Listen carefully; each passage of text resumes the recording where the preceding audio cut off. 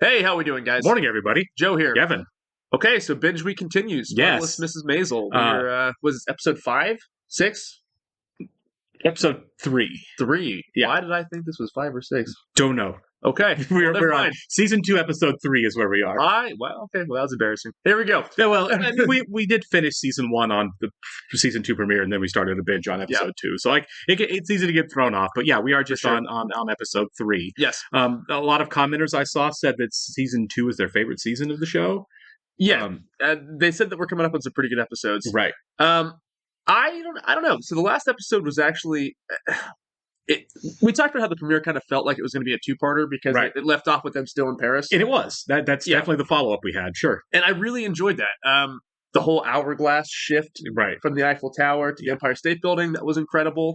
And we really got the best of Rose and Abe in that last episode, right? I think so. Rose wanted to continue the vacation, and Abe really shot it down. Yeah. And Rose could have been more stubborn and awful about it. She went along with it, and she didn't want to, right? Yeah. She really sacrificed. I mean, give her credit. She came home because Abe said to. And she didn't have to? Or? She didn't. I mean, if she could leave without his permission, she could stay without his permission. And in some ways, she had her rights to stay there if she really wanted to. She was taking classes. Yeah, absolutely. But she came home, and then kudos to Abe. For apologizing? Well, not just for apologizing, which he did, but for bringing the stuff that she loved about Paris home. Hey, I found ways for you to audit classes at Columbia, art history classes. And he's much more. He listens more now. He listens more. More caring. Let's have dinners that you want to have. Let's do things you want to do. Let's get you a life outside of the apartment that you want to have. Yeah. And she was obviously very happy about that. It was a really nice. Wrap up on that conflict. I feel like I really liked it. Yeah, I think nobody won and nobody lost. I think they found themselves in Paris. Really, I do too. And one of our Patreon subscribers let us know they actually did shoot in Paris. That's so great. And it looked good. It looked great. In the first episode where Midge is in Paris and she's on the phone with Joel, they flew him out to shoot that because they were in Paris. They just flew out to Paris to shoot that. No kidding. Yeah. My God. I know. So the budget on this season. They are, yeah. They really brought it up, didn't they? And I know we've mentioned it before, but before we get going here, a shout out to that transition of the rotating shot between very good. I think it was Empire State Building, and to the Eiffel Tower. That rotating pit. And it looked like an hourglass. It did. It did. It was beautiful, and they reversed it up for the way back. Sure, obviously CGI. I'm sure it's a mix of both, but it was really incredible. And the show, beautiful and clever. It really feels inventive. I mean, they're not, reinventing the wheel or anything, but they're taking this kind of genre piece and they're really having fun with it. They are. And the sets are incredible. I say the attention to detail, the bravery with we're not just going to shoot Midge walking down the street. We're going to shoot Midge walking down the street with 50 extras doing 100 different things in a period wide shot.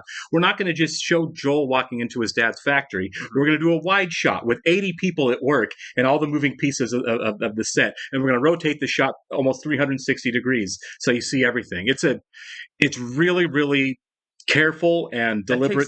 Days to do. Yeah, that's what I'm saying. It's like they could have taken the easy route on a lot of this stuff and chose not to. Yeah. For the betterment of the show and for the benefit of the audience, because I absolutely love the shots that they use. It's a great show. It's one of the best shows we've binged so far. So definitely one of the best looking shows I've ever watched. I agree with you. It's kind of cool today because we actually get to do this in Mad Men today. Right. And I want to see the juxtaposition. Right. Because Mad Men started off, late 50s, so it's a little more drab.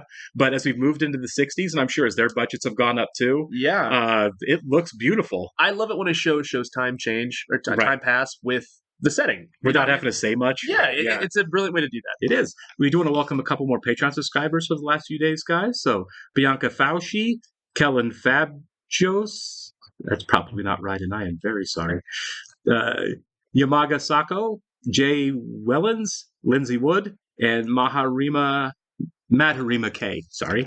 You guys challenge me with these sometimes. Welcome, guys. We really do appreciate you being here with us. We really do. And if you guys are checking us out on YouTube for the first time, welcome to our channel. Hello. While you're here, if you don't mind, hit the like button for us. Please leave us a comment down below. Tell us some tidbits about the show. No spoilers. Yeah, please don't spoil. Please don't. And then while you're at it, if you don't mind, hit that subscribe button so you can stay up to date to all the new content we have coming your way. Absolutely. If you'd like to see a full reaction to this and everything else we've watched or are watching, please check out the link in the description below to our Patreon page. Yes. By the time you're seeing this on YouTube, like I said, like Joe said, this is binge week. We are going to, if you want to see the next 4 or so episodes, maybe 5, After watching this, you can jump on over to our Patreon page. That is a good way to do it. As a thank you to our Patreon subscribers. I think that's why I said episode 6 because we're gonna watch so many. We'll be on 6 by the time we're done. Right. 5. Yeah, it's true. Actually, I don't know why my brain doesn't work today. If you are going to do that, you'll have to sync and watch along on your own device. We are, of course, watching on Amazon Prime. Yeah. Which is an underrated streaming service as far as television shows go. It's worth it just for this and Fleabag. Fleabag was incredible if you guys haven't seen it. Is Zelda here yet? Socks. Which ones are your fancy socks? I only have one pair of fancy socks. And we're back to being to the domestic bliss here, yeah. I don't have time to change at school. Do not change in the taxi. I'm with the ladies on this one. Yeah. If you do, leave a really good tip. Really. Esther said a word. She said a word. Good for her. Oh, that is sweet. She said she was literally There starving. is no food, and I am literally, figuratively starving. I gotta go. Literally, figuratively. Miriam Maisel. Mrs. O'Toole. I was just suggesting things from the menu. Headset down. Oh no. Now what? Or is she getting promoted out of the... I don't know. It seems very stern. Yeah, but she's always stern. Yeah. I don't think she has a fun side. First floor. First See, floor. yeah. Makeup department. They're back in the show. Girls. This old lady has no fun side. Yeah, sad down she gets fired. She's one of the hardest workers there. She's Well, she very was competent. crushing it there in Yeah. the operating room. Midge crushes everything. She does. Did you think switchboard operators call it the operating room? Because I would. I work in the OR. The OR, yeah. The hospital? No. And I can make the time for you, my friend. I don't know. Please, I want to. Yeah, Susie's not going to be happy about that one. No. What are you doing now? You're planning a wedding? Like, Yeah, you've got shows or kids or a This, job. Yeah. High ceilings, a tile floor like the Vatican. Those old school banks aren't very cool, though. They are. Like in Spider-Man 2, the bank they're in. Yeah. Madam Alexander put you in there? I'm the coat room attendant. This is my job, Susie, and I am proud of the work I do.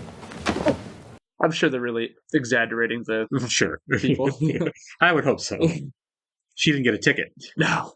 Not that. Or that. I knew she couldn't help herself. Right. This. Not that. She's good at this. Yeah, she's great at it. I thought she was being very nice there. Very nice. 99% of the audience was laughing. That's a good thing. You got 100% of that place on 19th. Ah, that was a great gig. Do you think that they're going to be roommates eventually? Her and Susie? I don't know. Maybe short term, but I think they're going to have to work it out with Harry. I think that's what we're getting to is she can go home. Yeah. Nice little sound. All alive, so far so good. Have they said how much of a cut of Midge's show she gets? No, they I was thinking about her income, yeah. They have not said at all. Or even what kind of income she's receiving, Right. I guess I'm compelled to tell you this. What? Our office is in Harlem, so this call is long distance as well. Oh my god. You don't have a toll-free number for the phone company? Wow. I got Curran to reconsider the mitigating circumstances. You're getting your line of credit. Nicely done, Arch. Yeah. Carrie Ann misbehaved in That's funny. geography class. I'm so glad I never had to go to Catholic school. Right. All I knew about it as a kid is what I saw in Blues Brothers, and it looked scary. My whole family went, and we moved to Kansas, and my mom's like, "You're so lucky there's no Catholic schools around because you'd be going to one." I guess an early evening event in the window room can be arranged. I'm assuming a band is out of the question. Good for her. Guessing so. There was nothing but pie. There's never anything but pie. A lot of commentary on the reading here. Oh, right, yeah. I mean, it would be nice to meet a man. Yeah, I guess. Oh, different times. Mary Ann Evans. That was George Eliot's real name. She couldn't publish as a woman. Yeah, different times. And she became George, yeah. Go talk to him. Don't just talk to Billy J and eat an inn. Mitch could do it. Mitch could do it. I'm getting this. Not arguing. Yeah, damn right you are. Did you not just hear the thing about half-eaten apples out of trash cans? Yeah. Speech Excuse time. me, everybody. Is this going to be a bad speech that she jumps up and takes over? May you be as happy as Gene and I have been for all these 30-odd years. To Mary and Bill. That was great. That was perfect. For a guy that doesn't give speeches, that was simple and perfect. And let's all have fun. Yeah, That was perfect. You just nailed it, bro. Yeah, he did. I mean, they met in November, and here they are 3 months later getting hitched. What do we got here, kids? A shotgun wedding? Oh, no. Oh, no. Oh, no. Oh, no. Oh, no. Oh, no. Did you just call him out for being pregnant? What happened to humor, huh? This isn't a funeral. It's the happiest day of your life. I think I'm on her side. And you must be too. We're all on the same page, right? And I don't see a reason for her not to stay. Really? He handled that really well. I don't know if it worked or not, but he handled it really well. Simon does not look happy. Right. I think he might have won. I can't believe that. I cannot believe she did that. No, that was hard to watch. You know what was so cringe about it? I didn't see it coming. Yeah. You know what I mean? It was a turn out of nowhere. It's like it was a slow car crash. It really was. Like Scott's tots you see coming, right? The dinner party you see coming. I did not see that coming. That's deeper in the building. Don't get distracted by your stop, Midge. Midge got distracted by her stop. You lost in the building. You're going to show up at 8 o'clock, isn't he? I found it. The money? My place. You know what, though? The price is right. It's an unused giant room. Yes, yeah. It's like living in a loft, you know? It's like moldier than... Oh, for sure. That's where the asbestos kills him. Yeah. I'm sorry. Please, what can I say to get you to forgive me? Tell me what I can say. Never leave the booth. Not having a great day. No. It might be time to move on from B. Altman. I mean, really. Yeah. I'm not sure what she's doing with the money, because she's still living with her parents. I mean, probably saving it. I would think so, yeah. It's probably not much either. Right. I mean, it's not like she's making bank, but... Yeah. Hey, this is my client. How many of these have you sold? Don't you run from me. Yeah. Don't you... That's how we end. Great. All right. Well, dang it. Just good. Yeah. Well, the fact that they ran from her means they know they owe her money. Yeah, definitely. Yeah, that's a big time theft of intellectual property. Like even in the 60s or late 50s, like do we said where season 2 is time wise? Probably still late 50s. Yeah, because it was 58 in the first season. Yeah, we didn't so skip that far, right? Yeah. But yeah, even then, that is definitely her intellectual property, and they're making money off of her voice. They had the luxury of it being anonymous at first. But now it's like, hey, guess what? You owe us back money plus a cut of everything moving forward, a significant cut of everything. And I'm assuming they've sold a lot, probably for sure. Every time we see them in that shop, they're playing that. People are laughing, minus Joel, obviously, right. But yeah, dude, like that might be the money problem right there. That I think that helps. She can quit B. Altman. Susie can pay the phone bill, and if they can slap her name on it, that helps. Helps get her, and it helps get her out of the doghouse. And okay, so all right, I the first season I was willing to bet the parents were going to find out by the season finale. I was too, honestly. Now I think it's this season. I think so, sure. Right. And I don't know how though, because she said she was going to tell, and she hasn't. This is what gets interesting though, because I feel like the parents are in a more acceptable phase of their life. Sure, I mean, they're a little more enlightened. Right. We saw the conversation they had in the dean's office, and that's true. They did. I think you're right. I think they are in a better place to hear it now than they were last season before the Paris trip. Now that could derail everything. It could derail everything. Right. They could revert back to their old selves and really blow up about it. Sure. But I don't know. I think that is interesting. I think the reluctant one is still Midge. For some reason, she does not want to put that out there. I don't know if it's she's ashamed of it or what it is. What part of her hubris is blocking her from saying this. Telling people this, right? Because most of her friends seem to know. Well, actually, does B. Altman even know she does stand up? Nope, I don't think so. Otherwise, they would, they would be receiving what she did better. Yeah, than just the girl from work got up and said some foul mouthed things for reasons we don't understand. Yeah. So I think. I don't think that Midge tells them. I think that I think we're at the point where Midge is like, "I'll tell them when they get back from Paris." And we've been back a while. Classes are happening and everything, and she hasn't said a word.